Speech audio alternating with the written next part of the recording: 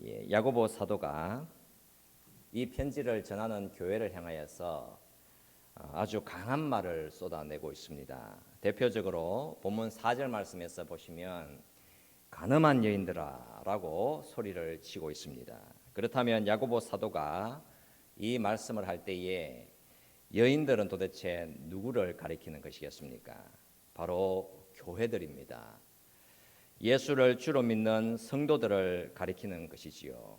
교회와 성도가 간음을 저질렀다고 했습니다.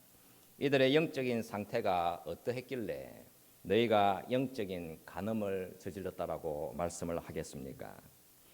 1절 말씀에서 보면 너희 중에 싸움이 어디로부터 다툼이 어디로부터 나느냐, 즉 교회에 다툼이 일어났으며 그리하여 교회에 분열이 생겼다라고 하는 것입니다. 3절에서는 구하여도 받지 못함은 정욕으로 쓰려고 잘못 구하기 때문이라, 즉 자신의 욕심 채워달라고 기도했다는 것입니다. 내가 원하는 것 채워달라는데 기도를 사용을 한 것이었지요. 그리하여 본문 4절 말씀에서 세상과 벗된 것이 하나님과 원수됨을 알지 못하느냐라고 했습니다. 그러니까 여러분, 바로 이 상태, 세상과 벗된 상태, 그 상태를 가리켜서 가늠한 여인들아 라고 외쳤던 것입니다. 이러한 상태들을 볼 때에 야고보 사도가 구체적으로 지적하고 있는 교회의 문제는 크게 두 가지로 볼 수 있습니다. 하나는 교회가 세상과 벗삼아 가더라, 즉 교회의 세속화를 말씀하고 있는 것입니다. 또 하나는 교회가 다투고 싸운다, 즉 교회의 분열에 대해서 말씀을 하고 있는 것입니다.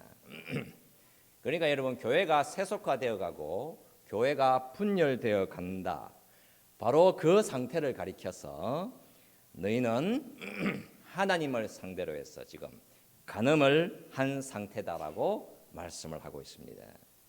너무나도 위험한 일들이 교회 안에 성도의 삶에 일어나는 것을 보여주시면서 야고보 사도는 이런 영적인 간음에 대한 해결책 역시 분명히 말씀을 해주시고 있습니다.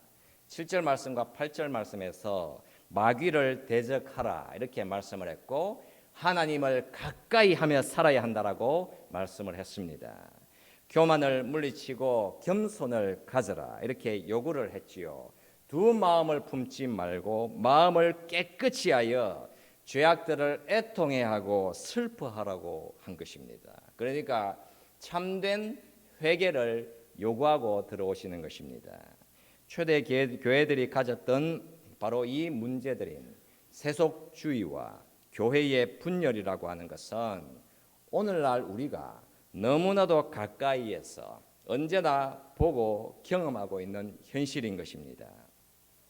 너무나도 위험한 것이 교회 안으로 들어와 있다라고 하는 사실이지요. 노르웨이의 극작가인 헨릭 입센이 정신병원을 방문한 적이 있습니다. 이 작가는 분명히 예상을 하고 갔습니다. 그 정신병원으로 가게 되면 정말 위험한 사람들을 만나게 될 것이라고 했습니다. 그런데 가서 보니까 그가 정말 놀랐습니다. 그곳에 있던 환자들은 그 어느 누구도 미쳐 보이지를 않았습니다. 모든 환자들은 아주 현실감 있게 말을 했으며 그들의 앞으로 살아갈 이런저런 다양한 계획들에 대해서 정말 또렷하게 분명히 말하게 되었습니다. 그래서 방문객들은 그곳에 있던 환자들이 정말 정상적이구나라고 말을 할 만큼 이들은 아무런 문제가 없어 보였습니다. 그래서 그곳에 갔던 헨릭 입센이 의사에게 물었습니다. 그랬더니 그곳의 의사가 분명히 또다시 말을 해주더라는 것입니다. 그들 모두는 다 정상이 아닙니다라고 말을 했습니다. 환자들이 정상적으로 말을 하는 것은 인정을 하지만 그러나 모든 것은 오직 자기 자신에 관한 것이다라고 했습니다. 그 의사가 이렇게 말을 했습니다. 여기 있는 사람들은 전적으로 자기 자신이라는 한계 앞에 서 있습니다. 자기 자신 외에는 아무것도 없습니다. 자기 자신이 스스로를 자신이라고 하는 통 속에다 가두어 버립니다. 스스로의 흥분 속으로 자신들을 몰아갑니다. 자신이라는 마개로 스스로를 밀봉해 버립니다. 이곳에 있는 어느 누구도 타인의 슬픔에 대해서 눈물 흘리지 않습니다.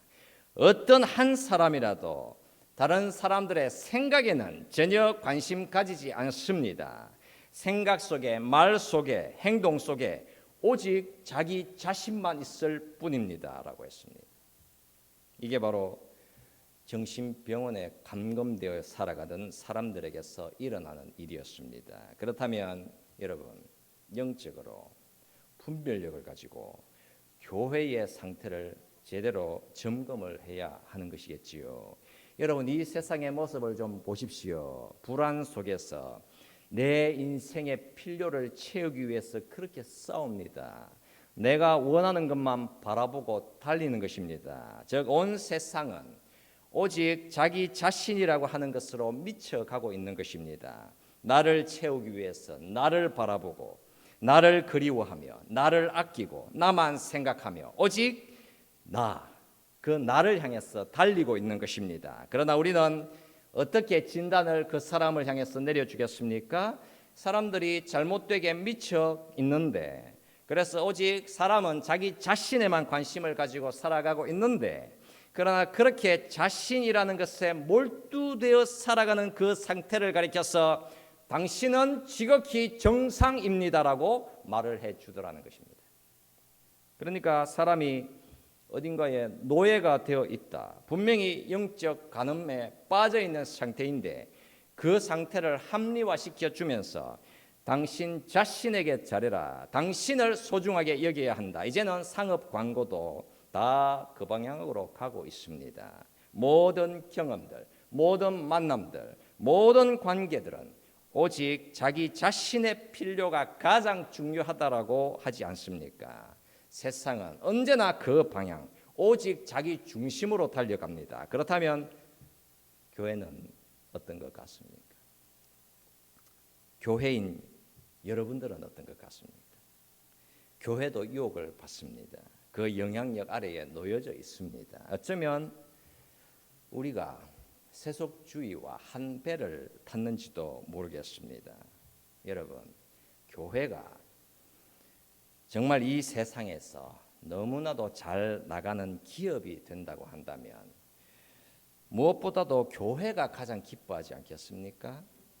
교회가 이 세상에서 잘 나가는 사람들, 많은 것을 가진 사람들을 소중히 여겨주고 숫자라고 하는 것과 능력이라는 하는 것에 압도되어 살아간다고 한다면, 그렇다면 여러분, 교회에 문제가 있습니다라고 누가 말을 할 수나 있겠습니까? 교회들의 어떤 유혹과 어떤 도전이 들어와 있는 것이겠습니까? 복음이라고 하는 것은 오직 나 자신에 관한 것이다. 복음이란 오직 나만을 위한 것이다. 복음이라고 하는 것이 왜 있는가? 내가 이 땅에서 하나님의 축복을 많이 받아서 내가 이 땅에서 잘 먹고 잘 살고 내가 근심 없이 이 땅을 지내는 것이다. 내가 잘하면 하나님도 복 주신다. 여러분, 어떤 것 같습니까? 복음이 나 자신에 관한 것입니까? 분명히 나를 따뜻하게 해주고 내 귀를 즐겁게, 내 마음을 풍족하게 만들어 주니까 교회와 복음은 오직 나만을 위한 것이다라고 하는 그 거짓말을 이제는 진리인 것처럼 받아서 그거 먹으며 살고 있더라는 것입니다. 그러니까 사탄의 거짓말은 정말 너무나도 합리적으로 들리는 것입니다. 에덴에서 사탄이 뭐라고 말을 했습니까? 하와이여, 이 과실을 먹어라. 그러면 너는 이 에덴 동산에서 쫓겨나게 될 것이다라고 말을 했습니까? 어떻게 유혹을 했지요? 이 과실을 먹으면 너는 하나님처럼 지혜롭게 될 것이다라고 했습니다. 그 유혹은 사람의 이성과 사람의 자유와 사람의 욕심에 호소를 했습니다. 마치 아주 고귀한 욕망에 호소함으로 그들의 운명을 옥죄기 시작한 것이었습니다. 전혀 악처럼 들리지를 않았습니다. 그 유혹을 더 많이 듣고 계속해서 더 오래 들으니까 점점 더 호소력을 가지게 되었고 그 유혹의 말이 이해가 되는 것 같았습니다. 그런 유혹 앞에 노출된 것이 아담과 하와에게서만 일어날 일일 뿐 우리라고 하는 사람은 그런 유혹과는 전혀 상관없는 것이겠습니까? 우리는 여러분 언제나 속임을 받아왔으며 언제나 우리들은 유혹 앞에 노출이 되어 왔으며 우리는 언제나 그 유혹에 넘어갔습니다. 분명히 무시하기도 했지만 그러나 그 마음은 언제나 그곳을 향해 있었습니다. 항상 그 마음이라고 하는 것은 오직 그거 하나 선악과를 향해 있었던 것입니다. 다른 999개의 좋은 과실 너무나도 분명히 우리의 영혼에 좋은 것이었지만 우리는 오직 그 선악과 곁에다가 천막을 세우고 언제나 그곳을 맴돌았으며 오직 금지된 그것만 그렇게 탐심을 품고 살아왔습니다. 우리는 항상 그 나무를 바라보고 살아왔습니다. 우리는 꿈속에서라도 그 과실나무에 대한 꿈을 그리워했습니다. 오직 그 나무의 과실만 가질 수 있다면 내 인생은 가장 행복할 것임을 전혀 의심치 않고 살아왔습니다. 그러나 여러분, 이 아담과 하와가 마침내 에덴 동산을 쫓겨났을 때야 비로소 그들은 깨닫습니다. 아, 우리가 우리만 생각하며 살았었구나. 그러나 이미 때는 늦은 것이었습니다. 자, 여러분, 2023년을 맞이한 우리가 지금까지 우리는 어떤 현실을 마주하며 지금까지 살아왔습니까? 한 중년의 남자가 자신의 아버지가 의식을 회복하지 못한 채 병원에 누워있는 요양원을 방문했습니다. 그 아들이 의식이 없는 아버지를 보면서 말을 했습니다. 아버지, 나는 언제나 아버지를 사랑했어요 라고 했습니다. 그러나 그 아버지는 이제 아무런 말도 하지 못했습니다. 그 아들이 운전하면서 집으로 돌아오면서 자신의 인생을 슬퍼하며 저주했습니다. 또 한 은퇴한 부부가 자신의 자녀들의 사진을 보고 있었습니다. 이들이 이렇게 말할 용기를 가지게 되었다고 합니다. 우리가 우리의 아이들과 함께 지냈을 때에 이들과 더 많은 시간을 보낼 걸라고 후회하며 아쉬워했습니다. 또 한 젊은 여자가 거실 바닥에 홀로 주저앉아서 울고 있습니다. 그녀 곁에 누군가가 나 이제 떠나요 라고 말을 했을 때에 그 여자의 인생은 황폐화되기 시작했습니다. 그러니까 중요한 만남이 자신의 손가락에서 하나씩 빠져나가게 되었던 것입니다. 언제나 무언가로 채우려고 하는 우리들이었습니다. 우리는 언제나 우리 자신을 그리워합니다. 늘 후회하며 아쉬워합니다. 그렇게 아담과 하와가 에덴에서 쫓겨날 지점에 그들은 늦게야 후회하면서 깨닫습니다. 우리가 그곳을 돌볼 시간이 너무나도 없었으며 오직 우리가 우리 자신들에게만 관심 가지고 살았었구나. 자, 여러분, 이 본문의 말씀으로 한번 다시 돌아가 보십시오. 야고보 사도가 교회에 두 가지 너무나도 위험한 것이 자리를 잡고 있다라고 하는 사실을 말씀을 하고 있습니다. 교회가 세속화되어 가고 교회 공동체에 분열과 다툼이 있다는 것입니다. 그래서 이들을 향하여 하나님을 상대로 해서 간음을 저지른 교회들아라고 부르짖고 있는 것이었습니다.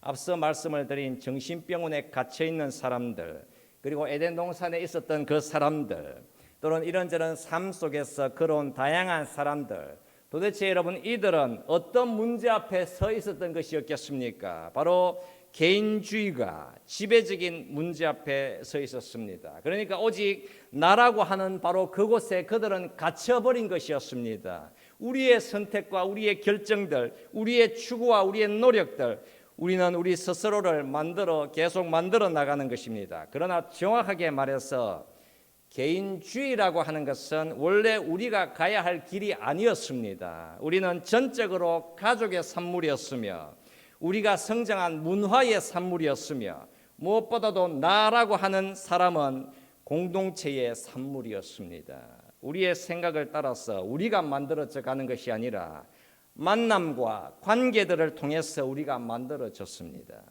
여러분, 오늘날에 많은 10대의 자녀들이 그런 말을 할 때가 있습니다. 나는 절대로 내 아빠, 내 엄마처럼 살지는 않을 거야. 나는 그들과는 다를 거야. 나는 이런 점에서는 그들의 생각을 정말 미워하고 혐오해. 나는 다를 거야. 나는 다를 거야. 여러분, 어떤 것 같습니까? 그렇게 20대에는 그런 다짐과 환상 속에서 삽니다. 그러나 점점 나이가 들고 점점 더 늙어갈수록 그들이 닮고 싶지 않았던 그들의 부모들, 그러나 그들은 너무나도 그들의 부모들과 흡사한 길을 걸어가게 되어 있습니다. 잘 모르겠습니다. 혹여 이곳에 계신 성도님들께서 그런 말을 하실 수 있는 분도 있겠지요. 내 인생이라고 하는 것은 성은 장로 교회 때문에 다 변했습니다. 성은 장로 교회가 나를 만들었으며 나는 이 교회 때문에 다 변화되었습니다. 여러분, 어떤 것 같습니까? 상당히 교회를 기분 좋게 만들어 줄 수 있는 말일 수도 있겠지만, 그러나 여러분, 한번 정확하게 여러분 자신을 한번 살펴보십시오. 여러분의 삶은 변화된 일이 별로 없습니다. 여러분들은 언제나 똑같은 결점들을 가지고 살아왔으며 분명히 더 나아지지 않았는지도 모릅니다. 저와 여러분들은 언제나 현재나 과거, 언제나 죄라고 하는 것에 둘러싸여 살았으며 늘 유혹이라고 하는 것에 노출되어 살아왔으며 세속주의와 개인주의라고 하는 이기심이 우리를 압도해 들어왔으며 그렇게 우리를 힘들게 만들었습니다. 언제나 우리가 교회에 올 때마다 분명히 더 나은 기분이 들기도 하고 좀 위로가 되기도 하고 안도를 할 수도 있겠지만 우리는 별로 나아지지 않았습니다. 성경에서 우리를 향해서 가지라 하는 말씀하는 그런 공동체 우리는 아직도 멀었습니다. 서로 존경하라, 서로 사랑하라, 서로 인내하라, 서로 용서하라, 서로 죄를 고백하라, 서로 거짓말하지 마라, 서로 짐을 나누어 지라, 더 어려운 자들에게 물질을 나누어 주어라. 여러분, 어떤 것 같습니까? 우리가 여기 이곳에서 정말 그렇게 할 수 있겠습니까? 얼마나 우리가 교회를 통하여 말씀을 통하여 도전을 받아왔는지는 모르겠지만 실제로 그런 행함은 여전히 멀고 요원한 것 같습니다. 여기 이곳에서 당장 실천할 수 없을 것 같습니다. 어디에서 그러면 문제가 생겨난 것이겠습니까? 우리의 삶이 예수의 은혜를 받은 자로서 예수 그리스도의 몸인 교회 공동체에 속해 있다고 말할 수는 있어도 실제로는 그 공동체 안에 있는 것이 아니기 때문입니다. 분명히 기분은 좀 나아진 것 같았고 때로는 영적인 도전도 받는 것 같지만 그러나 우리는 분명히 더 나아지지 않았습니다. 그 이유는 정말 분명한 것입니다. 야고보 사도가 보여주는 위험한 공동체의 모습, 딱 그 모습이 영락없이 우리들의 모습이기 때문입니다. 여러분, 그리스도인의 참된 삶이라고 한다면 그것은 만남이라고 하는 것입니다. 야고보 사도가 적나라하게 교회들의 영적인 상태를 묘사를 하면서 이 편지를 전달했을 때에 교회들이 분명히 도전을 받아서 그들의 삶을 고치려고 했을 것이다라고 하는 사실을 저는 분명히 믿고 있습니다. 그렇다면 우리들에게도 언제나 올바른 길이 지금 놓여져 있는 것입니다. 여러분, 개인주의라고 하는 것을 어떻게 해서든 잘 죽이고 반드시 교회 공동체와 연결이 되어야 하는 것입니다. 정말 분명한 영적인 현실, 간음한 교회들이 바른 길을 갈 수 있는 길을 야고보 사도가 제시를 하고 있는 것입니다. 여러분, 공동체와 바르게 연결되지 않고서는 절대로 우리는 바르게 변화될 수 없게 되어 있는 것입니다. 우리가 주께서 기뻐하시는 대로 변화되고 싶다면 우리는 반드시 내가 그렇게 붙들고 살고 싶어하는 개인주의를 벗어버리고 공동체 속에서 배우고 함께 자라가야 하는 것입니다. 여러분, 기독교 공동체를 위협하는 정말 무서운 힘들이 있습니다. 여러분, 어떤 것이 있겠습니까? 아예 무관심한 것입니다. 자기 인생 살기에 너무나도 바쁜 것입니다. 나라고 하는 사람만 돌보기에도 내가 너무 벅찬 것입니다. 그리고 또 어떤 위험한 것들이 있겠습니까? 공동체 안에서 싸우고 또 싸우는 것입니다. 이 두 가지 모두가 다 올바른 교회 공동체가 되기 어렵게 만드는 것이지요. 여러분, 교회에 무관심하다, 교회에서 싸운다, 둘 다 공동체를 파멸로 안내해 가게 되어 있는 것입니다. 그래서 야고보 사도가 이런 교회들을 향하여서 가늠한 여인들아라고 부르짖는데, 주의 백성들인 교회가 하나님을 상대로 해서 싸움을 하겠다는 것이었습니다. 하나님을 멸시하며 살겠다는 것이었습니다. 야고보 사도가 물었지요. 너희 중에 싸움이 어디로부터, 다툼이 어디로부터 나느냐라고 물었습니다. 그러면서 대답을 하는데 2절 말씀에서 너희는 욕심을 내어도 얻지 못하며라고 했습니다. 여기에서 너희가 욕심을 내어도 얻지 못한다, 이 말씀은 너희들이 무언가를 원했는데도 가지지 못한다는 것이었습니다. 그러니까 무언가를 원했습니다. 원함이라고 하는 것이 의미하는 바, 나를 기쁘게 하는 것이라고 하는 의미입니다. 나를 기쁘게 하는 것. 여러분, 오늘날의 교회들이 나를 기쁘게 하는 것, 그거 찾아 달리고 있지 않습니까? 여러분, 나를 기쁘게 하는 것이라고 하는 것은 나의 위로, 나의 소유, 나의 편리, 나의 힘, 나의 자기 주장, 나의 영광인 것입니다. 그러니까 내 필요가 이 땅에서 가장 중요하게 되어버린 것입니다. 다른 사람들보다 내 필요가 가장 중요한 자리에 서 있는 것입니다. 그러니까 교회 안에서도 개인주의가 가장 위험한 요소가 되어 있습니다. 내가 원하는 것이 가장 중요한 것이 되어 있습니다. 그러나 여러분, 우리가 잘 한번 볼 필요가 있습니다. 냉정하게 한번 살펴보십시오. 우리가 어떻게 이 세상에 나타났으며 우리는 어떻게 이 세상을 살아갈 수 있습니까? 여러분, 나라고 하는 사람 개인이 나 혼자 이 땅을 사는 것입니까? 여러분, 그렇지 않잖아요. 여러분, 우리는 모두가 다 아기로 태어났습니다. 그 어떤 아기도 외부에서 무언가를 받지 않고서는 생명을 가질 수가 없었습니다. 모두가 다 어머니의 생명을 받아서 태어났지 않습니까? 어머니 뱃속에서 영양분을 공급받고 태어났습니다. 그 아기가 태어나고 자라는데 반드시 그 어느 누군가가 무언가를 제공해 주었던 것이며 무언가 도움을 주었던 것입니다. 여러분, 우리가 모두 여기 함께 이 자리에 있는 이유는 하나님이 주신 우리의 부모들이 우리를 위해서 자신을 내어주었기 때문입니다. 누군가가 우리를 위해서 자신들의 삶을 내려놓아야만 했습니다. 그들이 가진 돈, 그들이 가진 힘, 그들이 가진 시간, 그들이 가진 모든 것, 우리라는 아기로 자라나는데 그들은 우리를 위해서 무언가를 내어주어야만 했습니다. 내가 누군가에게 도움을 주어야 하는데 여러분, 내 시간 10분을 내어준다고 한다면 바로 그것이 의미하는 바, 나는 내가 누릴 수 있는 특권 10분을 남들의 필요를 위해서 포기해야만 하는 것입니다. 내 인생은 나의 것이라고 하는 표현은 그 자체로 아예 말이 되지 않는 것입니다. 여러분, 우리는 여러분 다 남의 인생을 통해서 받은 인생 아닙니까?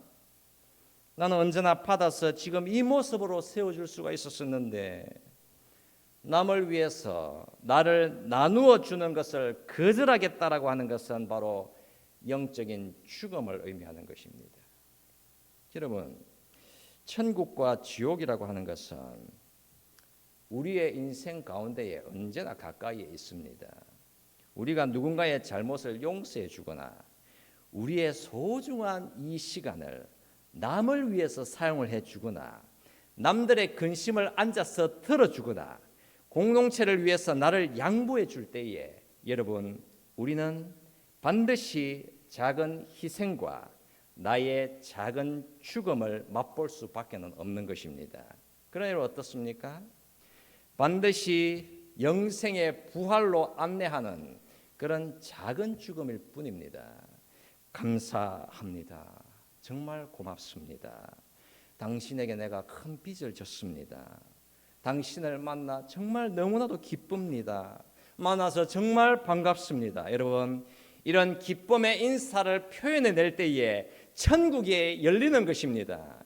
그러나 지옥이라고 하는 것은 독한 시기와 미움과 정욕과 자기 유익과 이기심과 개인주의를 통해서 그 문을 활짝 열어 제치는 것입니다. 천국은 서로를 의지하며 나의 독립을 포기하고 공동체를 위한 의무를 아끼지 않을 때에 열리게 되는 것입니다. 그러나 내가 나의 독립과 오직 나라는 사람만 생각하며 살아갈 때에 지옥문은 열리는 것입니다. 여러분 6절 말씀에서 하나님이 교만한 자를 물리치신다라고 했습니다. 그러나 겸손한 자에게는 은혜를 주신다고 하셨지요. 여러분, 우리는 정말 치명적이고 격렬한 영적인 전쟁 앞에 우리가 지금 세워져 있는 것입니다. 공동체를 무너뜨리는 아주 위험한 힘이 바로 교만이다라고 하는 사실입니다. 여러분, 교만한 사람에게는 어떤 특징을 볼 수 있겠습니까? 교만한 사람은 내 자신의 결점보다 남의 결점을 훨씬 더 잘 알고 있는 사람입니다. 그러나 겸손한 사람은 타인보다 나 자신의 결점을 더 잘 보는 사람인 것입니다. 교만한 사람은 경멸과 멸시를 하며 항상 그거 가지고 삽니다. 사람을 그런 눈으로 바라보며 사는 것입니다. 그러나 겸손한 사람은 타인의 결점을 슬픔과 긍휼함을 가지고 바라보며 삽니다. 교만한 사람은 나를 비판하는 사람을 철저히 격리시키고 냉정하고 차갑게 대합니다. 그러나 겸손한 사람은 어려운 관계이지만 함께 대화하거나 공감대를 가지려고 애를 씁니다. 교만한 사람은 믿음과 관련하여서 중요한 것과 중요하지 않은 것을 분별하지 못합니다. 즉 본질적인 것과 비본질적인 것의 차이를 분별하지 못해서 비본질적인 것을 지키기 위해서 다툼을 마다하지 않습니다. 아주 작은 것조차 결코 양보하려 하지 않으며 그 작은 것을 지켜내려고 그렇게 애를 쓰며 삽니다. 그러나 겸손한 사람은 비본질적인 것을 온유한 마음으로 받을 줄 아는 것이지요.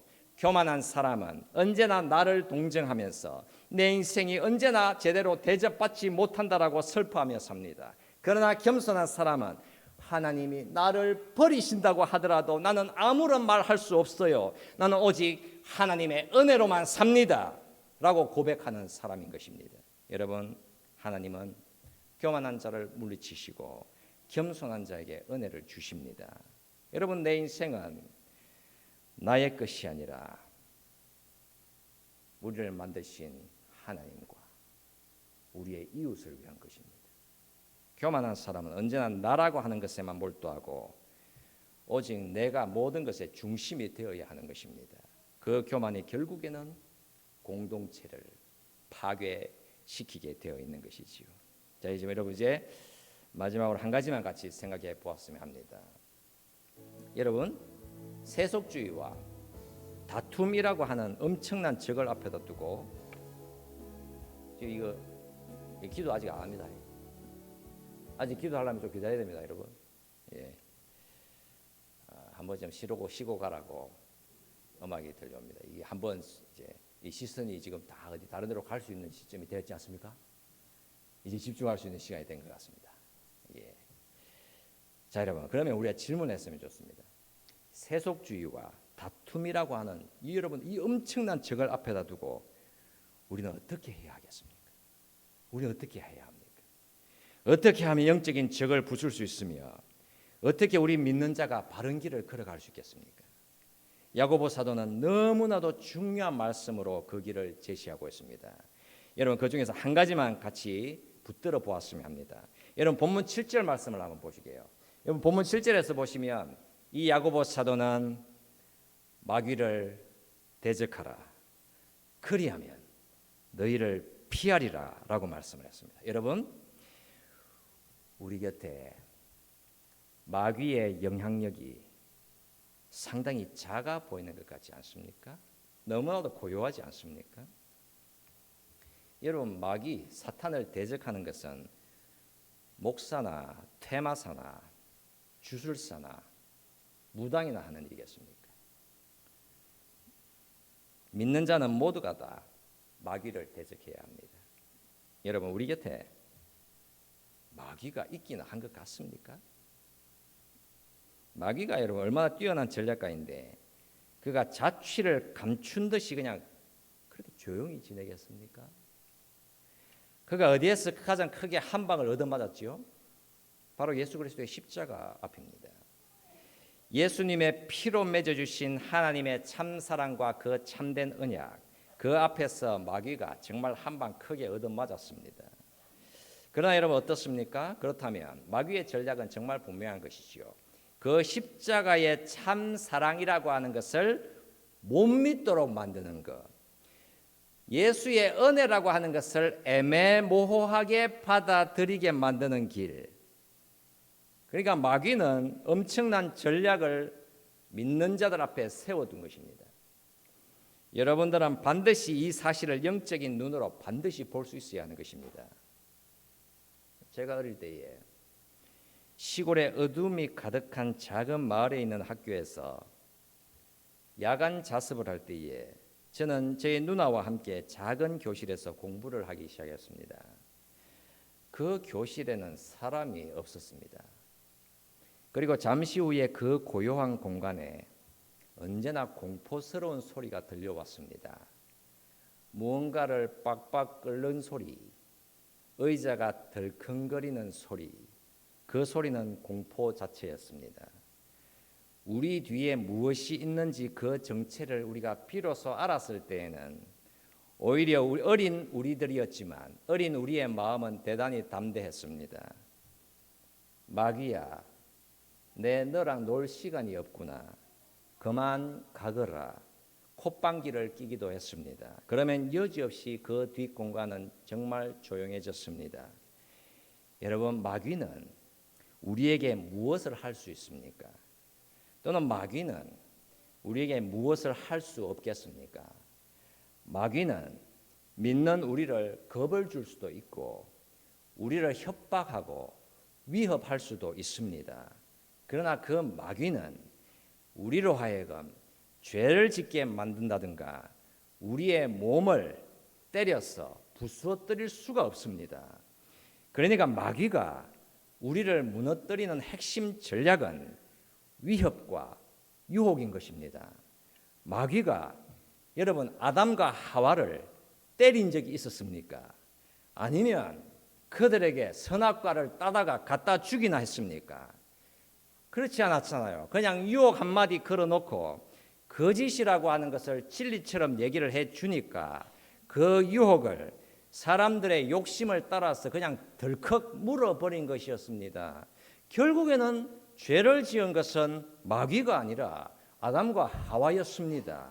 여러분, 작은 유혹과 작은 협박과 작은 위협, 그게 우리로 하여금 예수라는 진리 안에 머물지 못하게 만드는 것입니다. 세속주의와 교회의 분열이라고 하는 것, 누가 그것을 가장 기뻐하고 가장 원하는 것이겠습니까, 여러분? 그것은 바로 마귀인 것이지요. 우리는 반드시 마귀가 그렇게 간절히 원하는 그 열망, 저 예수의 십자가의 아름다움과 그 보혈의 능력을 절대로 믿지 않기를, 불신하기를 그렇게 원하는 것입니다. 그러면 한번 물어보시란 말씀입니다. 내가 예수의 십자가 아름다움을 바라보고 있으며 내가 그 보혈의 능력을 의지하며 살아가고 있는 것일까? 여러분, 내가 그 사실을 그 진리 안에 확고히 머물며 살고 있는 것인지 여러분 질문을 해보시란 말씀입니다. 여러분, 그 불신을 가져오도록 하는데 이 사탄이 치명적인 무기로 내어놓은 것이 바로 오직 내 인생은 나 중심으로 살 거야 라고 하는 세속주의, 다툼과 싸움과 정력대로 살라고 하는 교회의 분열, 바로 그 지점으로 안내를 해나가고 있는 것입니다. 이렇게 되니까 결국 믿는 자들에게 무엇을 빼앗아 버린 것이었습니까? 바로 예수 진리에 대한 불신을 빼앗아가 버렸습니다. 여러분, 이 세상에 진리가 있기는 한 것 같습니까? 무엇을 그렇게 진리로 붙들고 사십니까? 여러분, 우리가 지난주에도 어렵긴 했지만 진리에 대한 질문을 던졌지 않습니까? 요즘 같은 세상에 진리 붙들고 살아가는 사람들이 어디에 있습니까? 가슴에 손을 얹고 한번 물어보시란 말씀입니다. 결국에는 사탄은 내 심령 속에서 진리에 대한 불신, 참 사랑과 참된 부유함에 대한 거절, 그리하여 그 심령에서 예수를 제거해 버리고 오직 나 자신 중심이 되는 바로 거기에서 기쁨을 찾으라. 바로 여러분 그 씨앗을 심어버린 것이었습니다. 우리가 여러분 그러면 이 말씀을 우리가 생각하며 같이 기도했으면 합니다. 여러분 교회의 주인은 예수 그리스도시지요. 여러분들의 주인은 우리 하나님 영원한 재판장이십니다. 우리의 인생의 가장 큰 축복은 예수 그리스도의 십자가 보혈로 우리의 죄악들이 전부 다 용서되었다는 사실입니다. 여러분 우리가 그런 평강을 지금 가지고 있는데 왜 우리가 나만 붙들고 살려고 하며 왜 우리가 그렇게 마음에 들어하지를 않아서 싸우려고 하겠습니까? 여러분 잘 한번 살펴보십시오. 내 속에 무엇이 지금 내 인생의 왕노릇을 하고 있는지를 한번 살펴보시란 말씀입니다. 내 속에 참된 구원자는 누구신지를 한번 물어보십시오. 여러분 그래서 우리는 기도하기를 원합니다. 작은 유혹과 작은 욕심을 대적하십시오. 하나님의 진리 말씀을 언제나 가까이 하며 사십시오. 남을 언제나 먼저 생각하시고 교회 공동체를 사랑하고 아낄 수 있도록 예수의 복음으로 인한 온전한 회복이 우리 안에서 언제나 일어날 수 있기를 간절히 사모하며 우리 말씀 생각하며 같이 동성으로 기도하겠습니다. 함께 기도하시겠습니다. 살아계신 우리 하나님 감사드립니다.